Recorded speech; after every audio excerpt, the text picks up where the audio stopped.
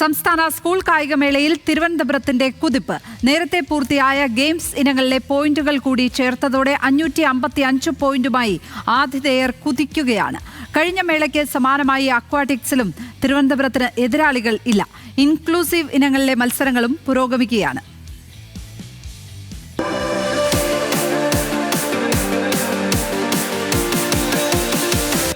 Inclusive വിഭാഗത്തിലെ കുട്ടികൾക്കുള്ള games athletics മത്സരങ്ങളോടെയാണ് തലസ്ഥാന നഗരിയിൽ സ്കൂൾ ഒളിമ്പിക്സിന് തുടക്കമിട്ടത്. പോയിന്റ് പട്ടിക പ്രസിദ്ധീകരിച്ചതോടെ ഗെയിംസ് ഇനങ്ങളുടെ കരുത്തിൽ തിരുവനന്തപുരം ബഹുദൂരം മുന്നിൽ. മലബാറിന്റെ പ്രതീക്ഷയായി കണ്ണൂർ 2ാം സ്ഥാനത്തും കോഴിക്കോട് 3ാം സ്ഥാനത്തുമുണ്ട്. പ്രത്യേക പരിഗണന അർഹിക്കുന്ന കുട്ടികൾക്കുള്ള ഇൻക്ലൂസീവ് മത്സരത്തിലും കണ്ടത് വലിയ ആവേശം.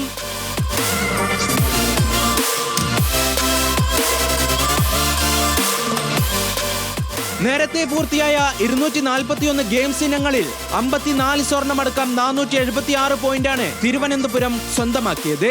കണ്ണൂരിന് 360ഉം കോഴിക്കോടിന് 266 പോയിന്റ്.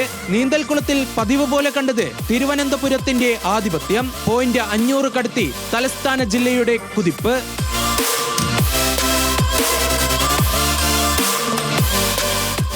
ആദ്യ മത്സരത്തിൽ തന്നെ സ്വർണവും വെള്ളിയും മുങ്ങിയെടുത്ത് എതിരാളികൾക്ക് തിരുവനന്തപുരം മുന്നറിയിപ്പ് നൽകി. പിന്നാലെ വീണ്ടും മെഡൽ വേട്ട. ആകെ 103 ഇനങ്ങളിലാണ് അക്വാറ്റിക്സ് മത്സരങ്ങൾ നടക്കുന്നത്. അക്വാറ്റിക്സ് പൂർത്തിയാക്കുമ്പോൾ തന്നെ ഓവറോൾ ചാമ്പ്യൻഷിപ്പിൽ വൻ മുന്നേറ്റം ഉണ്ടാക്കാമെന്ന പ്രതീക്ഷയിലാണ് ആതിഥേയർ. മഴ മാറി നിന്നത് ഇന്ന് ആശ്വാസമായി. വേദികളിലെല്ലാം മത്സരങ്ങൾ പുരോഗമിക്കുകയാണ്. അക്വാറ്റിക്സ് ഗെയിം മത്സരങ്ങളുടെ ആവേശം തുടരുകയാണ്. ഇനി നാളെ മുതൽ ഏവരും കാത്തിരിക്കുന്ന അത്ലറ്റിക്സ് പോരിലേക്ക് സ്കൂൾ ഒളിമ്പിക്സ് കടക്കും. Team news Malayalam, Thiruvananthapuram.